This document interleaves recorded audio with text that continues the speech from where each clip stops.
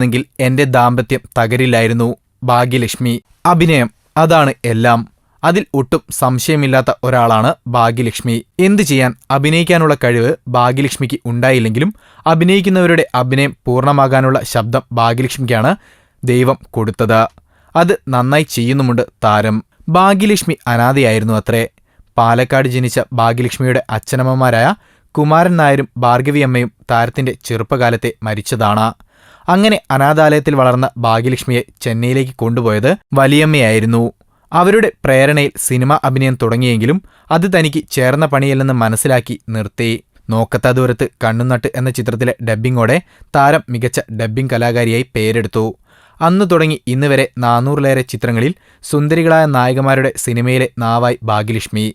1985-ൽ 22-ാം വയസ്സിൽ രമേഷ് കുമാറിനെ വിവാഹം കഴിച്ച ഭാഗ്യലക്ഷ്മി അനാഥത്വം മാറി സനാഥയായി. രമേശിന്റെ കുടുംബം ഭാഗ്യലക്ഷ്മിയെ സ്വന്തം മകളായി അംഗീകരിച്ചു.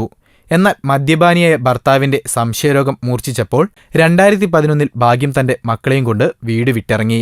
സുരേഷ് എപ്പോഴും പറയുമായിരുന്നത്രേ, ഭാഗ്യലക്ഷ്മിക്ക് സിനിമയിലെ ഒരു നടനുമായി എല്ലാവിധ ബന്ധവും ഉണ്ടായിരുന്നുവെന്ന്. അതിനെ ഭാഗ്യലക്ഷ്മി ഗണ്ഡിക്കുന്നത് ഇങ്ങനെയാണ്: അയാൾ സംശയിച്ചോട്ടെ, അയാളുടെ അച്ഛനമ്മമാർക്കും സഹോദരിമാർക്കും എന്നെ അറിയാം.